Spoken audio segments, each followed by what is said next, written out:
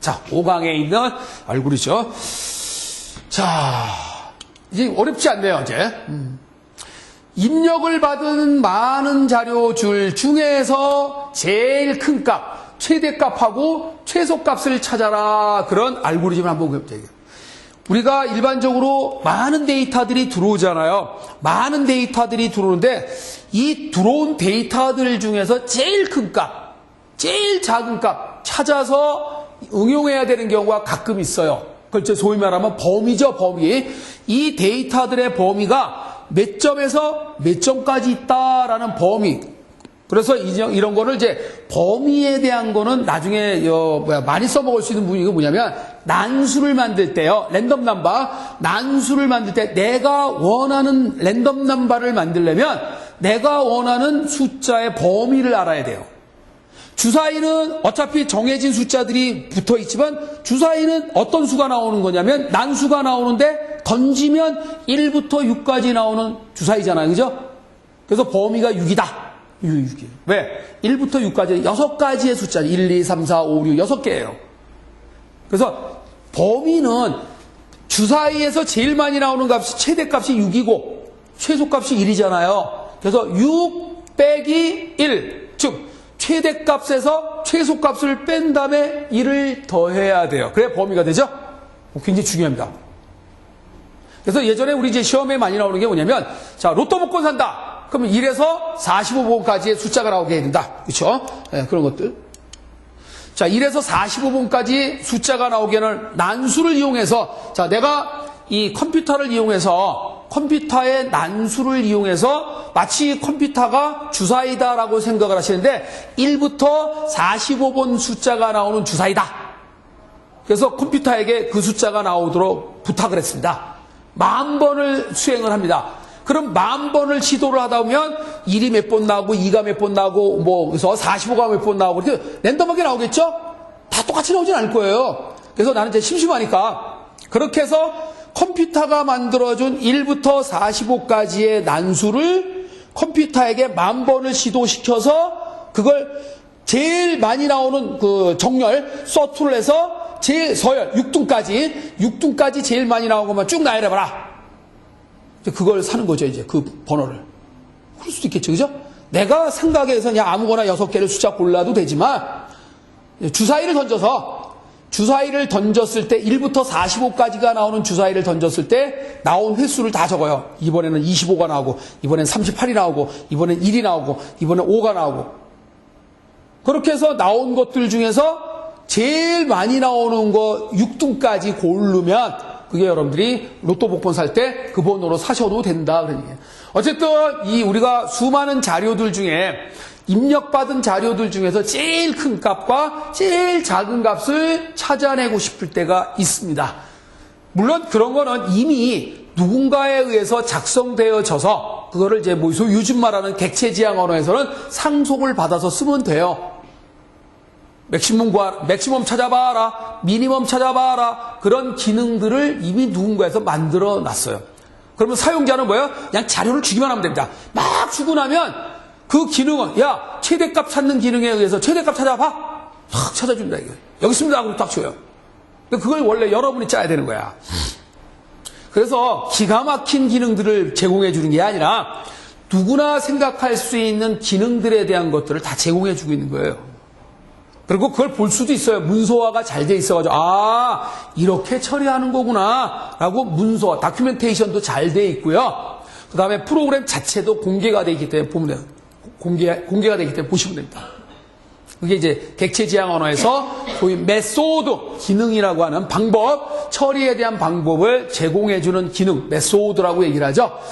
자, 최대값, 최소값은 임의의 개수를 자료로 입력하여 가장 큰 수와 가장 작은 수를 찾는 알고리즘을 한번 순서도로 그려보자.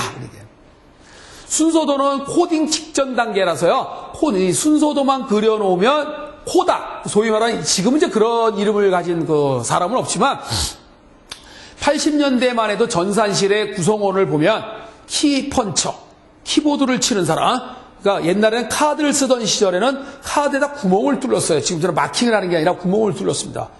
프로그램이든 데이터든 카드에다가 지금처럼 마그네틱 테이프나 디스크를 쓰던 시절이 아닙니다. 카드를 쓰던 시절에는 모든 프로그램, 모든 자료는 카드에다가 펀치, 구멍을 뚫러서 그걸 읽어드려서 처리를 했다는 얘기예요. 그래서 키펀처라고 하는 직종이 있었고요. 여자분들이 많이 했지만, 그다음 프로그래머는 말 그대로 프로그램만 짜는 거예요. 그리고 그 프로그래머가 프로그램 짠 거를 코딩하는 사람, 코딩만 하는 사람을 코다라고 그래요. 코딩만 하는 사람이에요. 그러니까 단순 노동에 코딩하는 사람은 랭귀지만 알면 돼요. 알고리즘은 이미 프로그래머가 작성을 해왔어. 야, 너 이거 코딩해봐. 그러면 알고리즘 순서도를 딱 그려주면 거기에 걸맞는 언어를 찾아서 씌워넣으면 씌워넣어. 딱 코딩을 합니다. 코딩하는 사람 코다라고 그래요. 단순하죠.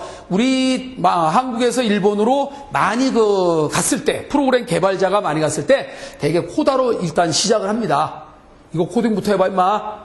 적어도 그 프로그램을 작성하기 위한 기획을 세우고요. 그런 그 시스템 플로우를 작성하는 게 그게 능력이거든요. 원래 안 줘요. 그건 얘네들은. 당연히 안 주죠. 그런데 이 능력을 인정을 받으면 줍니다. 물론. 그럼 일본 사람들은 그런 게 하나 좋은 것 같아요. 까막 죽죠. 나보다 능력 좋은 사람한테는 깍듯이 대접을 해준다라는. 근데 우리나라는 뭐 네가 얼마나 잘났냐. 누가 인문학을 강의하시는 분, 심리학을 강의하시는 분이 그러더라고요. 그런 것 같아요. 원래 서양에서는 사람이 눈을 마주치면 좋은 거잖아요. 근데 우리나라는 눈 마주치면 별로 안 좋죠. 왜 째려봐? 왜 쳐다봐? 그죠? 물론 사랑하는 사람끼리는 그렇지만, 근데 동물들이 그렇대요. 동물의 본능이 서로 쳐다보질 않는데요. 그건 싸움입니다. 딱 마주보는 눈빛은 뭐예요? 동물들이 싸움이라 그러죠. 그러니까 원숭이도 살면서도 지 엄마 눈을 안 봅니다. 보면 이 새끼 건방진 눈을 두들겨 팬다 이거지. 그래서 안 본대요. 모든 일을 해도 눈을 마주치지 않는다고 합니다. 어쨌든 참 희한한 것 같아요. 우리나라 사람들의 어떤 마인드가 다른 나라 사람들하고는 조금 차별화됐다고 볼 수도 있지 않나 하는 생각이 드는데요. 그게 아마 이제 이게 살아온 환경적인 여러 요소들이 작용을 한 것 같습니다만은 어쨌든 대단한 나라입니다. 자, 그래서 그러면 내가 당신에게 20개의 자료를 말로 줄 테니까 20개의 자료를 내가 말로 할 테니까 내가 말한 숫자 중에서 가장 큰 숫자와 가장 작은 숫자를 한번 찾아봐라 라고 했다면, 자, 제일 먼저, 자, 이쪽에 계신 분은 최대값을 찾는 사람이고 이쪽에 계신 분은 제일 작은 값을 찾는 분이라고 가정을 합시다. 제가 처음에 35라고 했다면 제일 큰 값을 원하시는 분은 제가 맨 처음에 얘기했던 35는 어떻게 해야 될까요? 라고 본다면 그냥 비교를 하지 않고 그냥 받아 먹어야 돼요. 첫 번째 데이터는 최대값이기도 하고 최소값이기도 하죠. 하나는 그냥 받아 먹는다 그런 얘기예요. 여기가 또 마찬가지예요. 35 그러면 최소값을 원하는 사람도 그냥 받아 먹습니다. 그래서 출발은 최대값과 최소값의 방에 숫자가 똑같은 값으로 출발을 합니다. 첫 번째 데이터는 최대값이기도 하고 최소값이기도 하니까. 그래서 첫 번째 읽은 숫자는 최대값이기도 하고 최소값이기도 하다. 그러므로 그대로 받아들인다. 비교하지 말고 받아들여라. 이해하셔요? 이 키포인트입니다. 두 번째 자료 이후부터 비교를 하라. 그런 얘기예요. 자, 이제 두 분 다 35와 35라는 값을 가지고 있는 사람입니다. 자, 두 번째 제가 뭐라고 그러냐면 28 그랬습니다. 그러면 맥시멈을 갖고 원하는 사람한테 28 그러면 그 사람 뭐라고 그러면 딴 데 가서 알아봐라. 안 받아먹죠? 자기보다 작잖아요. 큰 걸 받아먹는 사람인데 그러니까 딴 데 가서 알아봐라. 딴 데가 어디예요? 최소값 원하는 사람한테 가서 알아봐라 이거예요. 꼭 알아봐야 돼요. 그러면 이 최소값 가진 사람이 현재 35니까 28 그러니까 뭐래요? 저 새끼 나보다 작네? 받아들이겠죠? 받아들여요. 물론 꼭 받아들이는 건 아니에요. 이 사람도 안 받아들일 수 있어요. 자, 그건 나중에 이제 하겠지만 어쨌든 받아들였어요. 그래서 이제 차이가 나기 시작합니다. 최대값은 35, 이분은 28 갖고 있어요. 자, 50. 세 번째 데이터를 50 그러니까 35라고 하는 최대값을 가지고서 저놈 나보다 크네? 받아 수용하겠죠? 야, 저 사람 나보다 크다. 넌 내 거 받아요. 달라 이거예요. 그러면 35를 가졌던 값이 50으로 바뀌면 그 50이라는 숫자를 최소값 있는 사람한테 물어볼 필요가 없지요. 근데 물어봐도 되지요. 안 받아볼 거지만, 그죠? 예. 그것도 중요한 겁니다. 최대값을 사람이 받아 먹으면 그걸 최소값한테 가서 물어볼 필요가 없는데, 그러나 물어봐도 된다. 꼭 기억하세요, 두 개. 예. 자, 이렇게. 그래서 자꾸 이제 갭이 벌어지는 거예요, 이렇게. 최대값은 자꾸 커지고, 최소값은 점점 작아져요. 처음에 출발은 같이 했다가, 최대값은 점점 올라가고, 최소값은 점점 내려가요. 그죠? 그러면 제가 말하는 숫자는 세 부류의 숫자예요. 이 맥시멈보다 더 큰 숫자를 말할 수도 있고요. 맥시멈과 미니멈 사이에 있는 숫자일 수도 있고요. 미니멈보다 더 작은 숫자를 말할 수도 있겠죠. 그러니까 맥시멈보다 더 큰 숫자를 말해야 맥시멈이 받아먹어서 올라가고, 미니멈보다 더 작은 숫자를 말해야 밑으로 내려가요. 바로 가운데 있는 샌드위치는 안 받아먹어요. 그죠? 맥시멈도 안 받아먹고 미니멈도 안 받아먹어요. 받아먹을 필요 없죠. 그죠? 자, 이게 알고리즘이에요. 그래서 이런 규칙을, 자, 한번 순서대로 그려본 거예요. 이게 처음 하는 사람은요, 말로는 알고리즘을 알겠는데, 이 그림을 그릴 줄 모른다, 이거예요. 왜? 이게 연습이 필요한 거죠, 여러분. 순서도 기호와, 그 다음에 이제 어떤 수식을 표현하는 방법, L밸류와 R밸류의 관계, 뭐 이런 것들을 잘 조합, 왜? 이렇게 써야 되는 이유가 뭐냐면, 바로 이렇게 써주면, 바로 코딩 단계로 들어갈 수 있어요. 그죠? 바로 그냥 코딩해도 되잖아요. 그래서 이걸 차라리 코딩 직전 단계로 순서들을 그려놓는 게 바람직하기 때문에 그럽니다. 자, 스타트 해가지고 뭐 준비할 게 없어서 그냥 빈 컬로 내놨습니다. 상관없어요. 그러니까 우리가 순서도 그려라 그러면 대부분 사람들이 뭐 하는 줄 아세요? 스타트 딱 그려놓고 그 다음에 육각형 준비방 딱 그려놓고 그 다음부터는 이제 뭐야? 그저 바라만 보고 있습니다. 이거 어떻게 되지? 네. 왜? 완벽하게 하고 가려고 그러니까 안 되는 거예요. 그냥 대충 하세요. 준비방에 알고 있는 준비가 있으면 준비하시고요. 모르고 빼먹고 있으면 그냥 하다가 이거 빼먹었네? 가서 다시 쓰면 되잖아요. 여기다가. 처음부터 완벽하게 하고 이렇게 내려가려고 하지 말라 그런 얘기예요. 대충 그려나가다가 그러니까 스케치를 대충 하다가 나중에 이제 하나하나 완성을 해나가는 게 그게 하나의 방법이에요. 순서대로 그렇게 하는 게 가장 좋습니다. 그래서 항상 많은 생각을 하고요. 수첩 가지고 다니면서 그때그때 생각난 거를 이렇게 메모하는 습관. 그래서 그렇게 메모된 자료가 모아지면 하나의 또 이렇게 사업 계획이 되고 구상이 될 수 있지 않냐는 거죠. 처음부터 앉아가지고 야 우리 이번에 사업 계획서를 완벽하게 만들자. 그렇게 만들기는 어려워요. 정보 수집을 먼저 한 다음에 그리고 나서 윤곽을 전체적인 큰 윤곽을 그리고 정보 수집을 해서 그때그때 이렇게 맞춰가는 게 아마 좋은 거지 않나. 자, 첫 번째 읽은 거는 뭐냐? 리덴, 처리할 자료의 건수. 내가 지금부터 30건의 자료를 주겠다. 그러면, 바로 처리할 자료의 건수를 n이라고 한 겁니다. 그러니까 n이 30건의 데이터를 처리한다. 그러면 30이라는 숫자가 이제 들어가 있고요. 그러니까 첫 번째 읽은 거는 처리할 대상의 건수예요. 건수. 처리할 자료의 건수예요. 그리고 또 읽었네요. 두 번째 읽은 자료, 요거는 뭐냐면, 처리돼야 될 자료들 중에 제일 첫 번째 자료입니다. 첫 번째 자료예요. 그러니까 첫 번째 자료는 남바라는 변수가 갖고 있고요. 얘는 건수를 갖고 있어요. 근데 조금 전에 뭐라 그랬죠? 첫 번째 자료는 맥시멈도 받아먹고, 미니멈도 그냥 받아먹으라 그랬죠? 그게 바로 이거예요.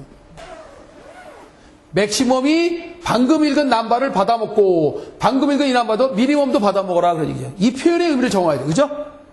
첫 번째 읽은 자료를 맥시멈하고 미니멈에게 주어라 그런 얘기. 이해하셔요?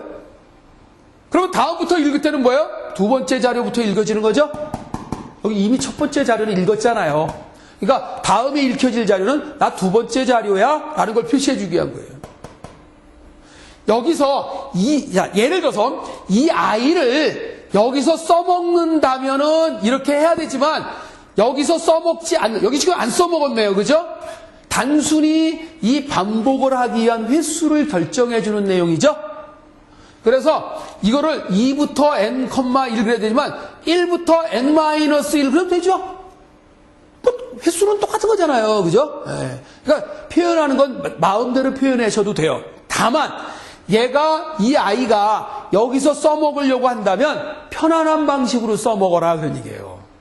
근데 지금 이 경우는 이 아이가 여기서 써먹은 적이 없으니까 2부터 n까지라고 그래야 되고 1부터 n-1 그래도 상관없다 그런 얘기예요. 정말 알죠? 뭐 0부터 n-2 그래도 되고요.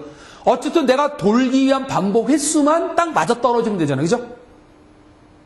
30건의 자료를 처리하겠다니까 첫 번째 자료는 여기서 이미 처리됐잖아요. 그럼 29개의 자료를 여기서 돌아야 될 거 아니에요.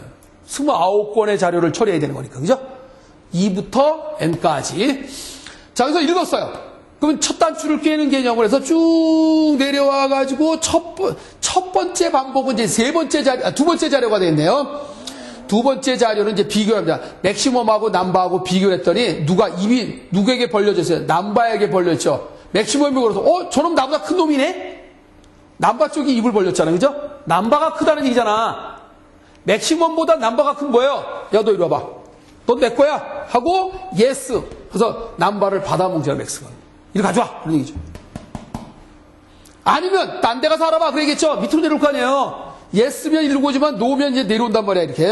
그랬더니 미니멈보다 남바가 어때요? 미니멈이 크다는 얘기는 남바가 작다는 얘기잖아. 저놈 나보다 작네? 야, 너 이리 와봐. 그래서 예스. 그래서 남바를 미니멈에다가 넣었잖아요. 자기보다 작으면 받아먹어요. 얘는 자기보다 크면 받아먹어요. 그죠?